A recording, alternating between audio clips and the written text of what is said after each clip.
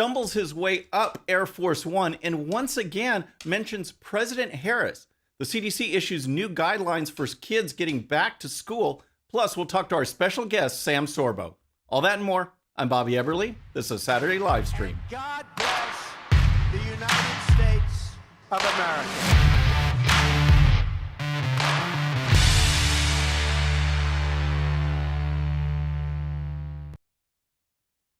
All right, friends, welcome to the show. Thank you so much for joining us. Happy Saturday to you. If you're new to the show, thank you so much for tuning in. We're going to start with Joe Biden because normally we're pressed for time in the 13-minute news hour, but here we're going to do his week in review because this guy had a week. It's absolutely unreal, and it kind of just shows what we already expected. First of all, there's a crisis at the border, folks, and we're going to get into that. He's been challenged from China and Russia. He can't say Kamala Harris without saying President Harris. And now to end his week, he couldn't even make it up the stairs of Air Force One without stumbling not once, twice, but 3 times. So let's dive into it. Let's check it out. We're going to start with the crisis on the border because it is getting worse and worse and worse. And this week during a press conference, White House Press Secretary Jen Psaki was asked point blank, is there a crisis at the border? At this point, is this a crisis at the border?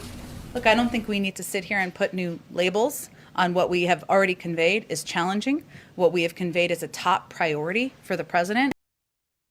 So it's always a challenge. DHS is saying that. Jen Psaki says that. Well, without maybe a slip of the tongue on Thursday, she actually used crisis for the first time.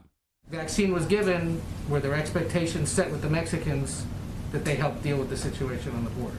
There have been expectations set outside of unrelated to any vaccine doses or requests for them that they would be partners in dealing with the crisis on the border.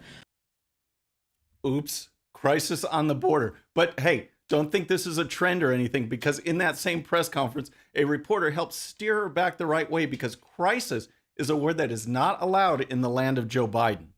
When you were talking a moment ago about diplomatic negotiations between the United States and Mexico, you said crisis on the border. Was that a challenges on the border? Okay, but so that doesn't reflect any change in Nope. the administration's view of things. Nope.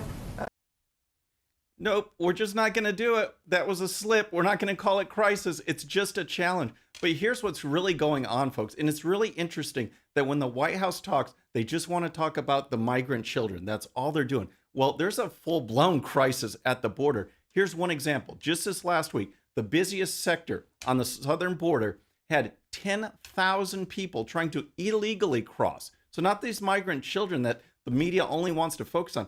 10,000 people tried to cross the border illegally in one sector of the southern border. That's what's going on. And then you have the migrant children, and here's the latest. The Biden administration is allowing border officials to move forward with a request to fly migrant children and families to states along the Canadian border due to a shortage of federal facilities on the U.S.-Mexico border where they are initially encountered, according to a report. Customs and Border Protection, the federal agency that first takes illegal immigrants into custody, asked Immigration and Customs Enforcement to use its airplanes to transport people deeper into the country. The planes are normally used for deportations, the Washington Post reported Friday afternoon. This is just unreal, folks. Again, you've got illegal aliens crossing the border. You've got these migrant children. You've got Joe Biden doing everything he can to put a policy of open borders. I mean, no border wall. Catch and release. Remain in Mexico is gone. Deportations halted. He's doing this, and that encourages people to go. But that's only just the border crisis. Then you've got the international stage where Biden is going out of his way to look weak and unprepared. This week, we had a meeting with delegation from China talking with the Americans, led by our Secretary of State, Antony Blinken, and his staff, and they just got absolutely hammered by the Chinese. It was embarrassing for our government, led by Joe Biden. There's a report. Kelly Sadler over at the Washington Times put a great report of this meeting together, and here it is. On U.S. soil, the Chinese mocked U.S. Secretary of State Antony Blinken and National Security Advisor Jake Sullivan. Many people within the United States actually have little confidence in the democracy of the United States. Top Chinese diplomat Yang Jiechi told the Biden administration, citing the Black Lives Matter movement.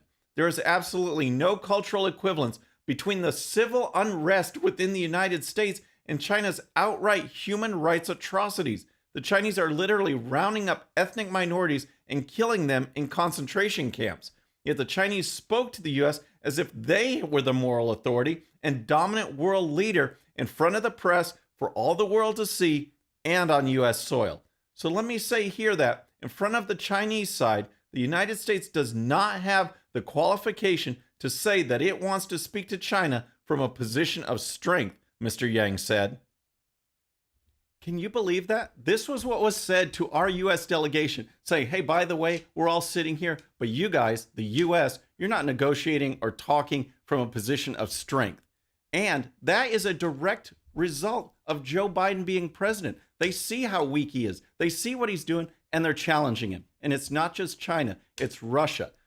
Joe Biden, he sat down with softballer in chief George Stephanopoulos, and Joe Biden shared his thoughts on Russian leader Vladimir Putin. So you know Vladimir Putin, you think he's a killer? Mm-hmm. I do. So what price must he pay? The price he's going to pay, well, you'll see shortly. You'll see shortly. What does that even mean? The price that Putin's going to pay, you're going to see it shortly. That makes no sense, but all it did was give Putin an opening. You know he's going to take advantage of that. You know he's going to jump on it. So one of the things he did was he made fun of Biden in a kind of subtle way on his diminished mental capacity. And here's the story on Putin. Russia this morning is furious and fighting back, even recalling their ambassador to the U.S., while Russian President Putin is now taunting President Biden with schoolyard insults. Asked about your interview and Biden's comments, the Russian president responded dryly, quote, I would say to him, be well. I wish him good health, adding, I say that without irony, without any jokes. Putin then going on to suggest that Biden is the real killer here. And now this morning, Putin is again challenging Biden to talk one-on-one live. You think Joe Biden's going to jump on that? You think he's going to go for a debate, a one-on-one discussion with Vladimir Putin?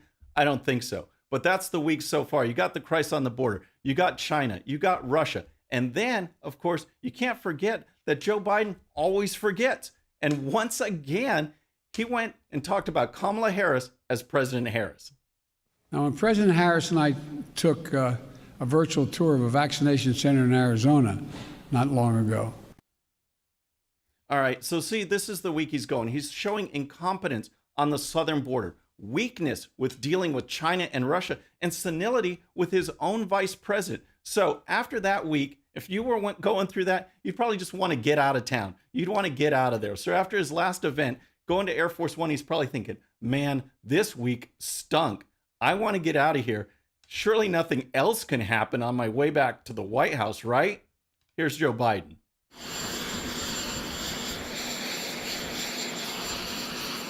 All right, yeah, like I said, he had this week. He just wants to get out of there. He wants to get out of town. He just has those few steps to go, and then he'll be gone. Man, let's get out of here. I am so tired. Whoa, I think the wind. Oh, there's one. There's two. And there's three. He's down. He's thinking, you know what? I better use two hands. I better use two hands on the rest of the way up. It is absolutely unbelievable that Joe Biden... Oh, wait. Yeah, let's salute and get out of town. You know he was glad to be gone. So, folks, that's Joe Biden. Here's the thing. He was making fun of President Trump. Remember when President Trump was out there with the military at a ceremony? It was all iced over down a ramp. He was being careful going down so he wouldn't waste himself. Joe Biden made fun of that. And here he goes, not once, but twice or three times, he takes it out. That's Joe Biden. That's the week he's having. It's absolutely just ridiculous. Let me know what you think about Joe Biden's week. Was that the worst, or is there more to come? Let me know in the comments.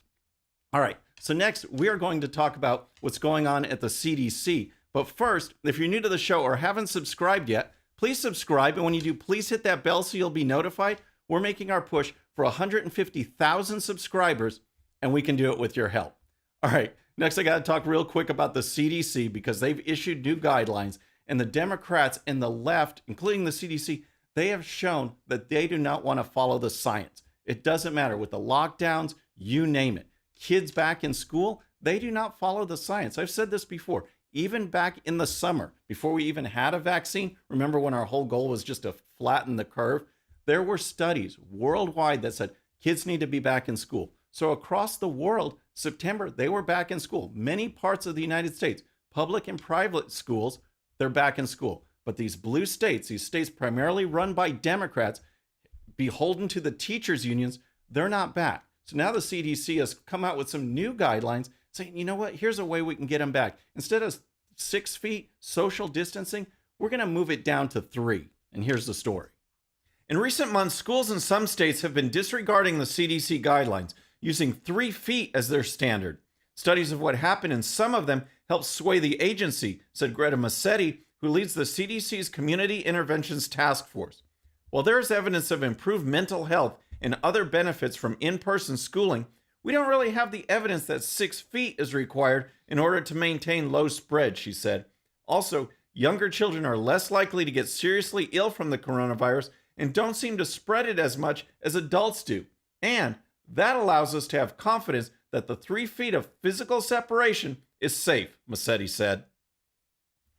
This is just amazing. Did you catch that? Did you catch what she was actually saying? She's saying that the CDC is changing their guidelines because they have evidence now that 3 feet separation will work.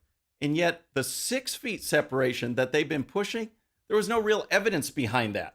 Their guidelines were based on nothing, no evidence. But now we see 3 feet because of evidence. We're going to push that. It's outrageous. And here's more. CDC Director Dr. Rochelle Walensky said the revised recommendations are an evidence-based roadmap to help schools reopen safely and remain open for in-person instruction.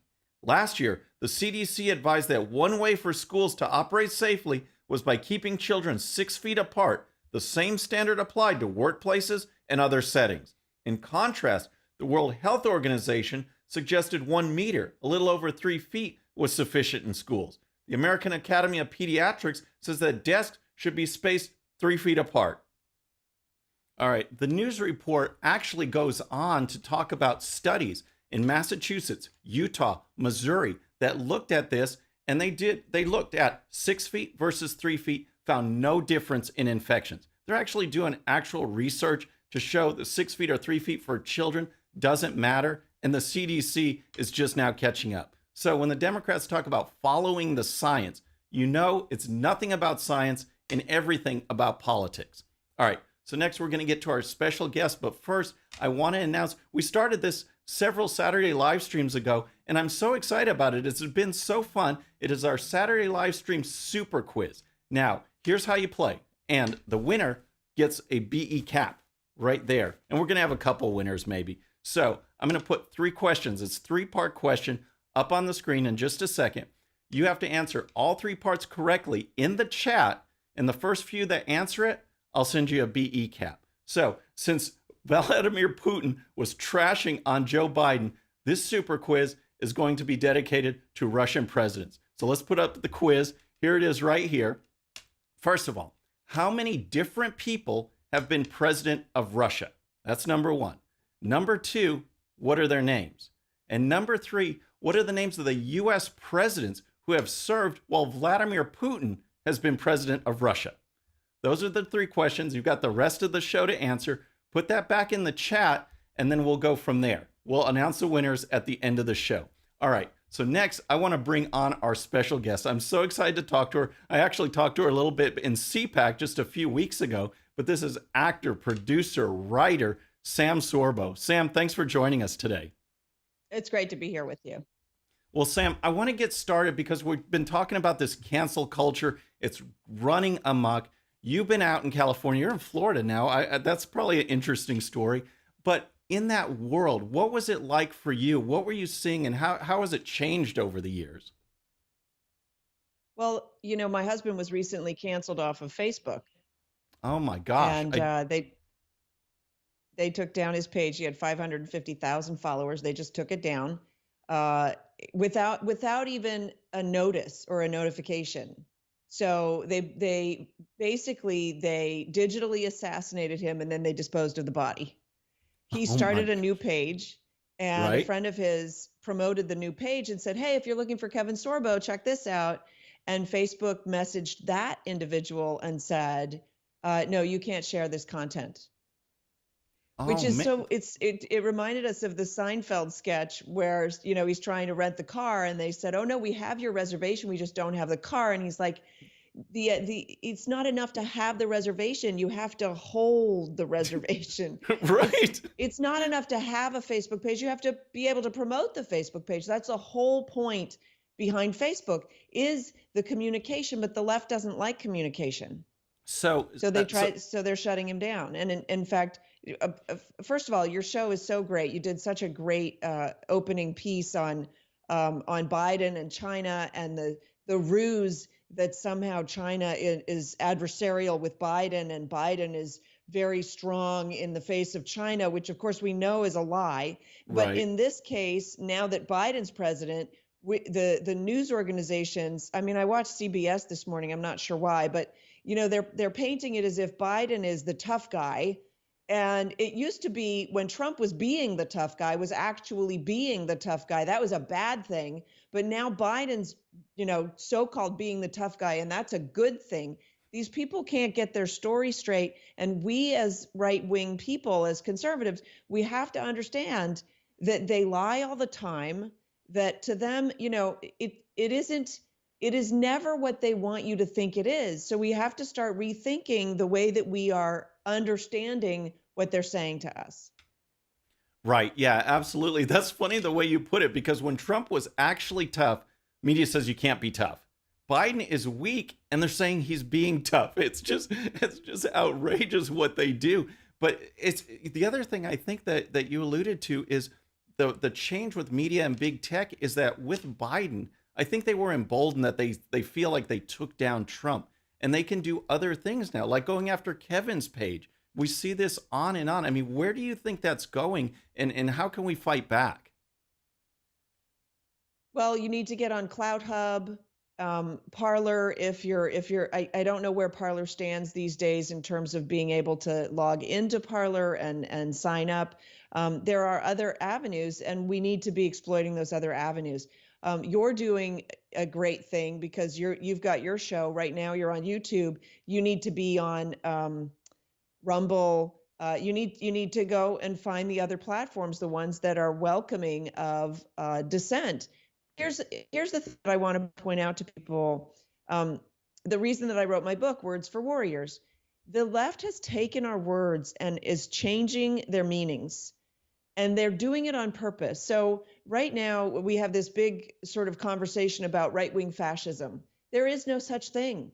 That is a made-up word. What we're dealing with today are liberal fascists. These are people who consider themselves liberals, and yet they want to control everything that you say. They want to control what you eat. They want to control everything.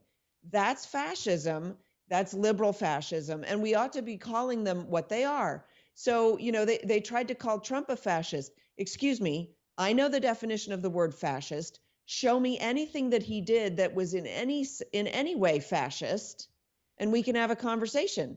Whereas right now we have a Democrat in office who is mandating, that's fascism, mandating behavior, okay? So we need to get our words straight, and I will, there's one more step to this whole thing in order to really understand what's happening. This idea that once they control the language, by the way, political correctness is word fascism. You may not say this thing. You have to control your speech the way that I dictate you control your speech. The transgender movement is also in a sense, a fascist movement because they are dictating to you the way you will address them. Not all of them, but you know, that whole thing. So we have to first understand that. We also need to understand that when we lose our language, our argument is the last resort before violence, okay? Once we lose our language, once we lose our ability to communicate and adjudicate and, you know, clash with our words, violence ensues. The left wants violence. The left loves violence. Let's be clear. The riots and the protests and all the violence over the summer, they were perfectly fine with that. So don't tell me they were upset about the violence at the Capitol. And in fact, they promoted the violence at the Capitol. That was by and large a left-wing, it was Antifa that was there. It was people dressed as Trump supporters in order to impugn the character of the conservative. But show me where conservatives are violent. Basically, they're not in an organized manner, not in a large-scale manner. And yet we've somehow sort of bought into this. I just had a guy on my show and he said, well, there's violence on both ends of the spectrum. And I said, no, there's not. Mm-hmm. There isn't. Show it to me. And he cited the Capitol. And I said, that's been debunked. And he said, well, we can't adjudicate that here. So let's just move on. I said, okay, show me another example of right-wing violence. Right. And he said, well, I just gave you one. Because there isn't. They created that. And you know how World War II started, right? Hitler sent his troops, his Nazi troops, into Poland, had them dress as Poles, part of the Polish military or the Poles, and then had them attack the German troops. Mm-hmm. And in that way, he could justify invading Poland. Right. Are we so dense that we can't see what's happening right before our very eyes? Yeah, it's amazing, Sam, when you talk about words like that, because I believe you used to could look it up in the dictionary or Wikipedia or whatever and look up fascism, and it would talk about exactly what it was. And then it added this right wing, like it was a right wing type of thing, which has nothing to do with right wing, yet they just added that word. It's just outrageous. Let's go up and throw up the book on the screen for folks over there. This is Words for Warriors. This was what Sam was starting to talk about. I have a link in it to the description. So check it out after this show. And Sam, let's go back to that for a little bit. What inspired you? I know you're frustrated. You've got, a lot of topics right there. So what inspired you to put it into this book? Well, the idea that they were trying to convince the right wing that we are somehow violent. We're the ones who don't want violence, okay? Mm-hmm. And we assume because they are Americans or they are, they look like us and they talk like us. We assume that they also don't want violence. Those days are gone. The Democrat Party has been hijacked by the far left. The far left wants only violence, wants only to control, wants only power. And we need to figure that out and get a grip and figure out how to combat that. We're playing on a new battlefield, frankly. And so that was sort of what inspired the book, Words for Warriors. Yes, it is a little bit of a takeoff on the name Rules for Radicals. And yes, it is dedicated to the word as opposed to the devil, which is what Rules for Radicals is dedicated to. And it talks about that. And I want to impress upon people that our language is very, very valuable. We cannot let it be destroyed by what the left is trying to do. They are changing the meanings of words. A man is now a woman. We just had a transgender win a beauty contest. If you're going to put up in front of young women the image of a male being the most beautiful of all of the young women competing in a beauty contest, what are you saying to young women? You're saying basically they don't exist. They are wiping out womanhood right now. And I, as a woman, am standing up to that. I refuse to take that. They had a transgender as Woman of the Year. What kind of message is that sending to our young women? And exactly. These were the people who supposedly were championing women's rights. Mm-hmm. Mm-hmm. Yeah, it's amazing because I think that was, what was that, Vogue or Vanity Fair, their Woman of the Year is a guy. It's a guy. And like you said, your point is absolutely excellent because, I grew up as an athlete in sports. My daughter played high-level softball. So it just burns me up when Joe Biden and others are saying that guys can compete in these sports. How is that supposed to, enhance women or support women or protect women's rights, which the Democrats say they do, and yet they don't? It's attack every time. Well, the good news is, if you saw the recent article about the WNCAA, I think it was, anyway, the NCAA, and they had the men's equipment room was this vast, it was just a warehouse full of lifting, weights and equipment and workout. It was a huge gym. And then you went over to the women's, and they literally had one stack of little dumbbells that went up to 20 pounds. Mm-hmm. But the good news for the women is now that transgender men will be playing in all of these sports, they're going to up the game for the weight facility for the women to work out. I mean, it's crazy what's happening. I wish there was like some magic wand that I could just make all the crazy go away.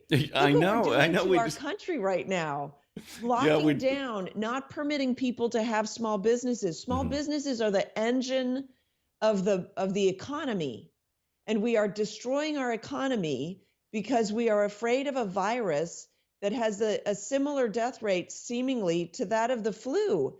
You just covered the story that the CDC is now saying, or schools are saying, hey, we're going to lessen the social distancing. Children are, by and large, completely unaffected by the virus, completely unaffected. And yet we're punishing them. What are we doing to the 2-year-olds and 3-year-olds who are just learning how to map facial cues by covering our faces so you can't see what's going on behind the mask? What are we doing to them?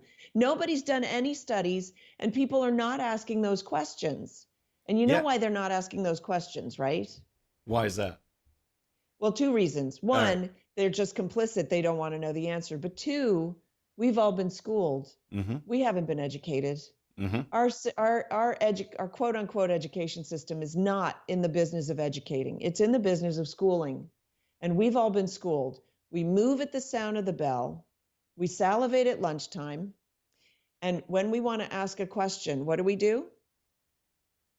What do? We raise our hands. Right. We ask permission to ask the question. And so nobody's asking the questions because it puts you on the spot. It singles you out. And by the way, we've also been schooled to not get it wrong. You have to be right in school. You're rewarded if you're right. And by the way, if you ask Michael Jordan or any successful businessman how he became so successful, typically the answer is I failed a lot. But we don't encourage failure. So when they came out with 2 weeks to flatten the curve, I'm like, well, that makes sense. We don't know what we're dealing with. They're talking about 2.2 million deaths in the United States alone. This looked like an enormous catastrophe just waiting to happen. But then they shifted it. Remember? Right. And it became slow the spread. And I didn't hear people asking, why slow the spread? Why not speed the spread? Why? Because we've been schooled to follow the teacher, to listen to the expert and whoever. And by the way, expert at whatever. Fauci's not an economics expert, but we're listening to the expert about how to maintain the economy. Right. It's absurd. Right. And it's because we weren't educated. And that's why I advocate homeschooling. Well, right. That's what I was going to ask you about, because, this has been devastating to a lot of parents who, you have homeschooled your kids for a long time. So I was wondering what this last year looked like for you, and then compared to maybe some friends that because I know it's taken a toll on the kids for sure, and these parents who just were totally not used to what their new role had to be. What do you say about that? Yeah, so it's a difficult question because I'm not one of the people who are saying kids need to be back in school, because I don't believe kids should be in school. I don't believe children belong in an institution. That said, the families who were like all of a sudden, quote unquote, homeschooling their kids, that also is not what homeschooling is. And so we have a number of people who have been dissuaded from ever trying to homeschool again because they were forced into a bad situation that was called homeschooling. That's not what it is. So there are also a number of families who were forced into it, who made the best of it and said, wait a minute, this is so much easier than I thought it was going to be. Let me see if I can just do this myself.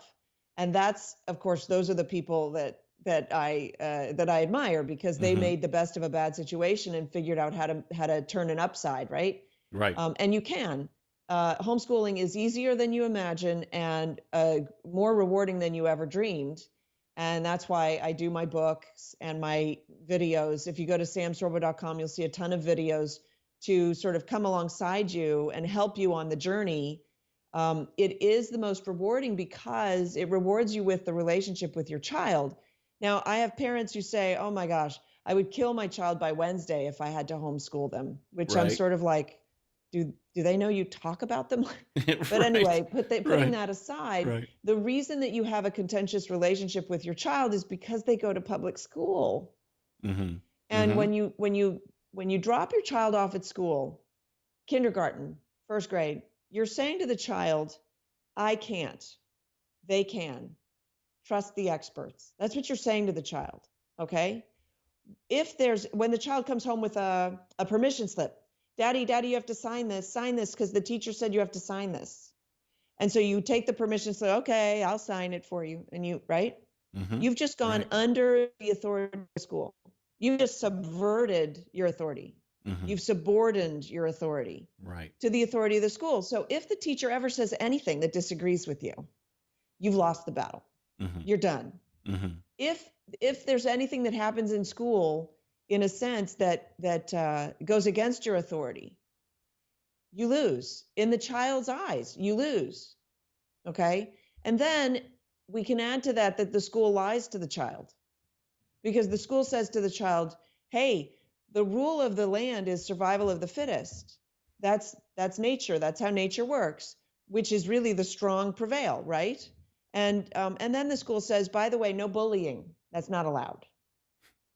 That's an enormous contradiction. Right. Don't think the children don't understand that there's a lie in there somewhere. Mm-hmm. Mm-hmm. Okay? So, and I would say, because we're seeing enormous bullying problems in our schools now, that the children have decided that the lie must be that bullying's not allowed. Mm-hmm. Not that That's where they go. are Right. created in the image of God, and that every life has value. Because of course that's not what the culture is telling them, but the culture is telling them that the strong survive and bully the weak. Mm-hmm. That's what the culture is telling them. So, we are down this path in our education system, and I put education in air quotes because it's not an education system in our school system that's going to be very difficult to dig out of. And I think that the way to dig out is to do it on a family by family basis. If I were a young parent these days, I wouldn't even consider putting my children into an institution for their learning. Certainly not knowing what I know now. I've been through over a decade of home education. It's just not that hard. And there's so much help out there now. There's so many people and resources to go to get the tools that you need. But also, I want to say, Bobby, we don't know what education is anymore. Right. Education used to be teaching the discernment of truth, beauty, and goodness.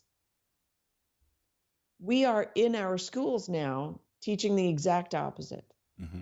Man, that's a We're good teaching one. Right. people that there is no truth. Truth is completely mutable. It changes all the time, right? Yep. That beauty is simply in the eyes of the beholder. There is nothing that's just quintessentially beautiful. Mm-hmm. And goodness depends on your point of view. Right. Right. So we're teaching an abject lie to generations of young people now. Right. And we're feeling the fallout. I mean, these people, this has been going on for decades. Hey, Sam, I want to bring up, because you were talking about children. Let's talk about the youngest children, the unborn children, because you and Kevin have gotten together. You're in this new film. It's called Leaders for Life. And I want to talk about that a little bit, since the premiere is actually coming up Wednesday. We're both going to be speaking at that. But let's get into that a little bit. I want to play part of the promo that's been going out there, and we'll let the audience check it out. Hi, I'm Kevin Sorbo. I'm Sam Sorbo. We're here to talk to you briefly about a film called Leaders for Life. The best message I can send for people that are pro-life is to not stand down from their beliefs, not move away from, not back away from it. We need to fight back, and I say keep fighting. Don't give up the good fight, because the good fight is called a good fight for a reason, because it's good. So you're asking about encouraging pro-lifers. And I wonder that they would need it, because they're on the side of truth. And so I suppose the most encouraging thing I could say is, you're on the side of truth, so stand firm in your conviction.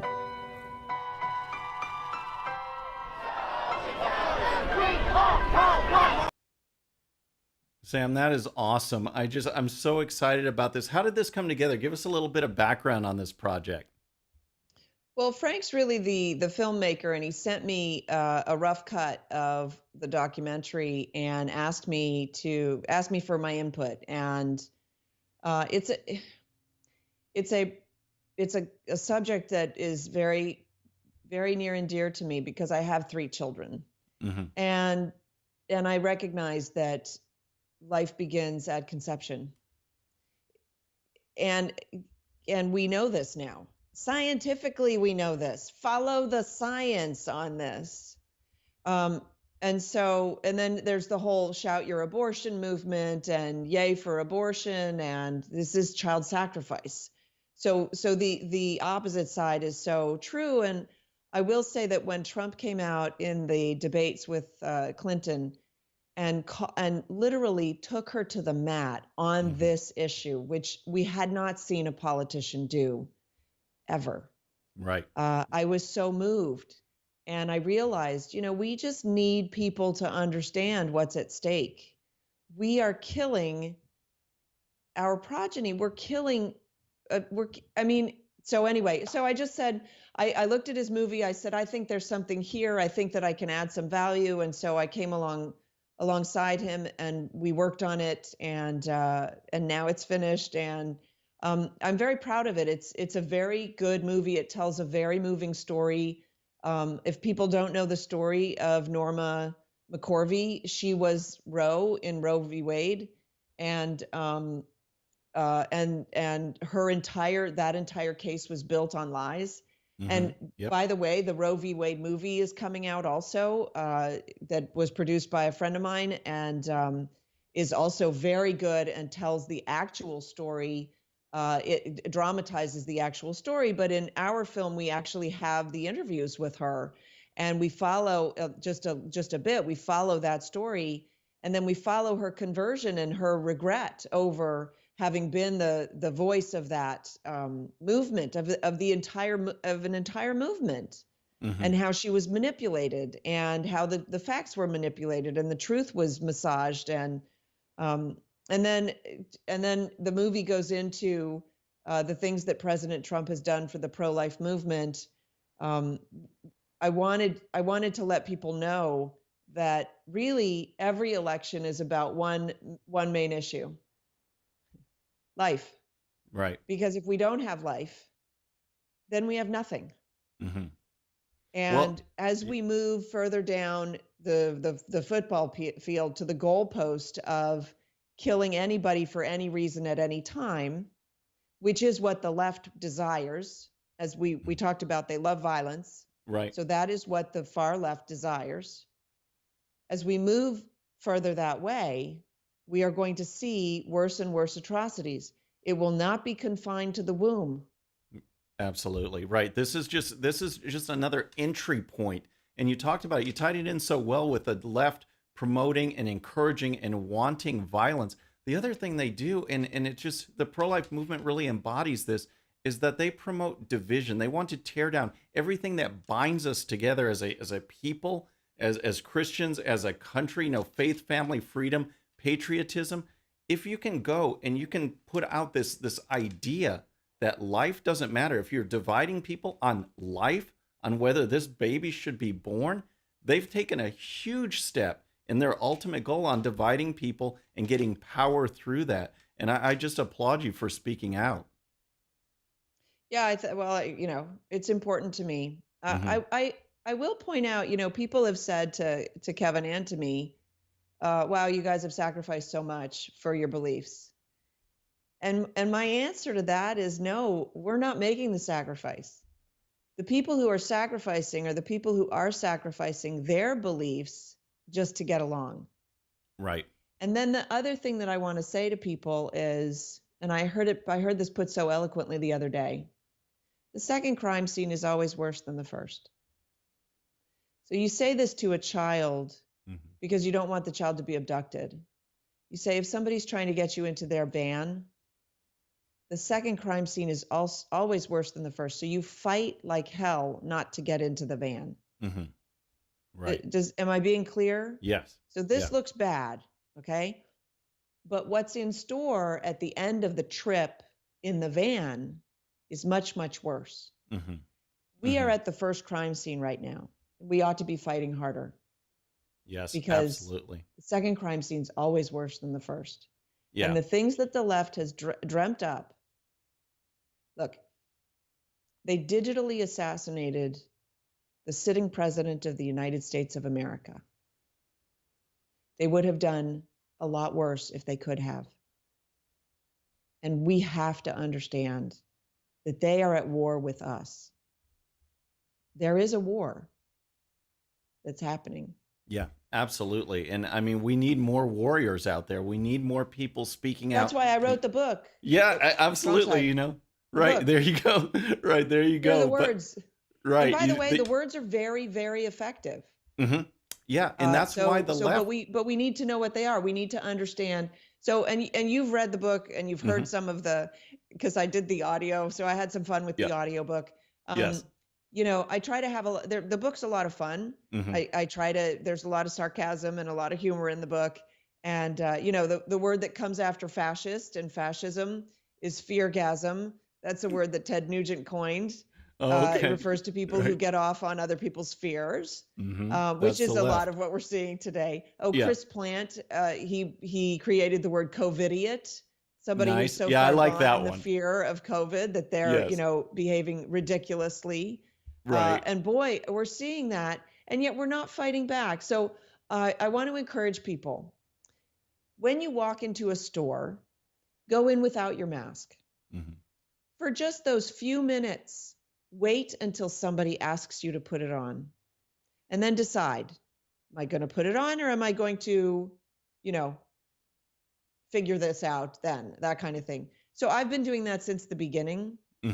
I was followed the other day by a gal in our grocery store, and I never go to the grocery store with my mask on. Now, I do live in Florida, and so I'm not giving people advice on the law, but there is something called civil disobedience. And you already mentioned that they're changing their guidelines from 6 feet to 3 feet. I guarantee you there are no studies. Right. I guarantee you there are no studies that show anything about 3 feet versus 6 feet.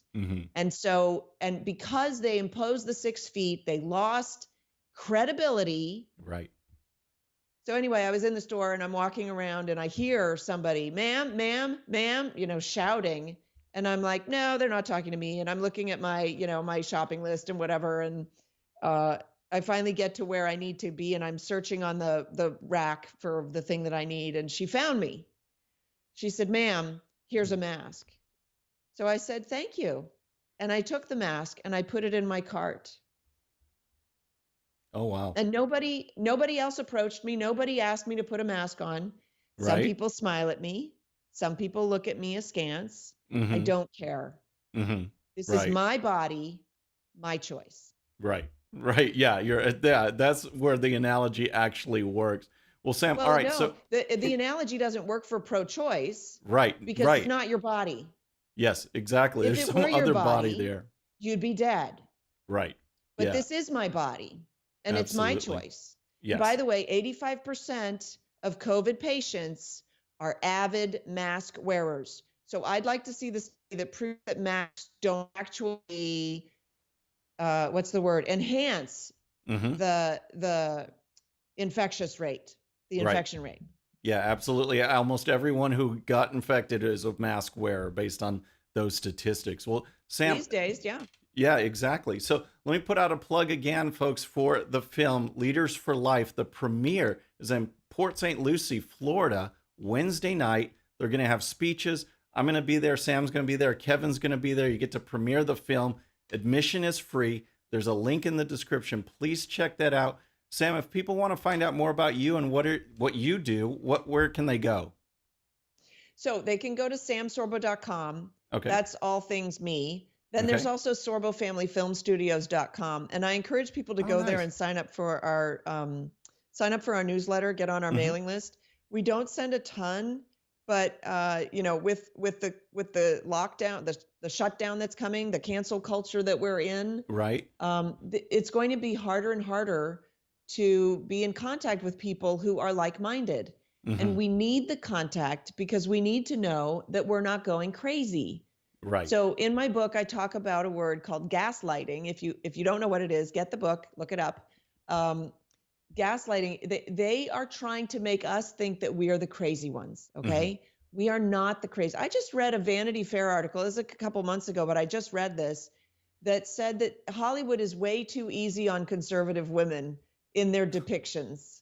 Oh my gosh. And I'm going, are you kidding me? And they actually took the Meryl Streep, Maggie Thatcher film as an example. And I'm like, they made her look like a senile, doddering old fool. And you think that they were too easy on her? Right. Oh my gosh. They attack us and then they say they're going easy on us as they're punching us. You know, that's exactly what they're doing. Well, Sam, I appreciate you being on the show. And that's why I say second crime scene, always worse than the first. Because right now they're telling us this isn't that bad. Just put a mask on. Just wear the mask. Right. You know, for other people or whatever. I'm telling you, they've got lots worse planned. Sadly, I hate it. I love that saying. You have to laugh about it. Crime You have scene to be is a always happy the worst. warrior. Yeah. Also a word in the book. No, I love that. Man, I can't wait to talk some more about it. And again, folks, the book, the link is in the description. Please check it out, as well as the link to the film. You guys can go check out the trailer, the promo video, all of that. Sam, we'll see you and Kevin on Wednesday. And thanks for joining us today. Yes, come to the premiere in Port St. Lucie. Yep. It'll be good to see you again. Yeah, we'll see you there. Thank you. All right, folks, what a show. What is comments from Sam? It was just absolutely awesome. She's out there in the trenches.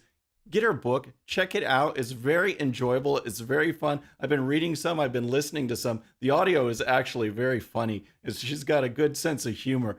But please check that out. And again, the link to the film, Leaders for Life, check that out. Now, we want to go over, we've had some results from the quiz. I've been seeing it come in. This one is kind of challenging, but I want to put up the answers.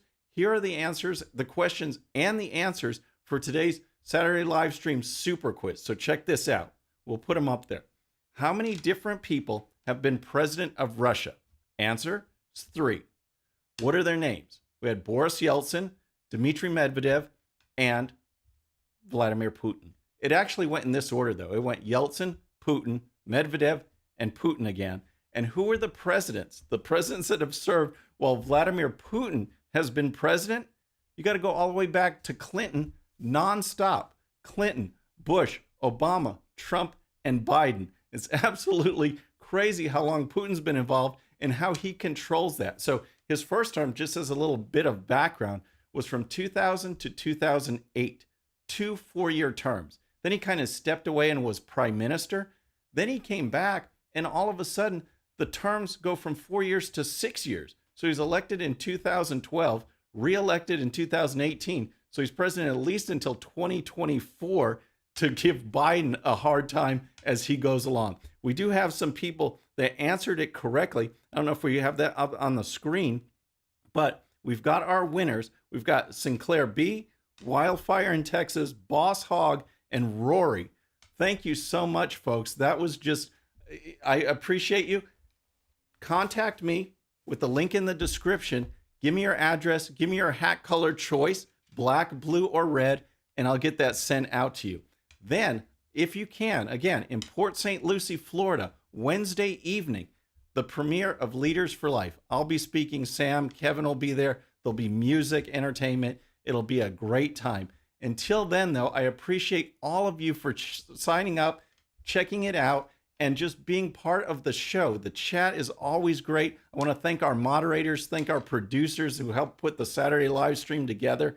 And don't forget, our next show will be the regular show, regular 13-minute news hour on Monday, 11:45 a.m. Central Time. I'll be there for the premiere, for the chat. It's always a good time. Until then, please subscribe. And when you do, please hit that bell so you'll be notified. And we'll see you next time.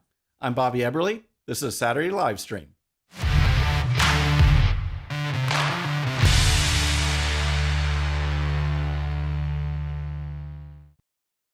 Okay, friends, thanks so much for watching. And before you go, please hit that subscribe button, hit that bell so you'll be notified.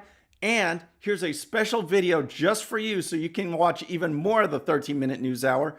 And don't forget to check out GOPUSA.com for the best in conservative news and commentary. We'll see you next time.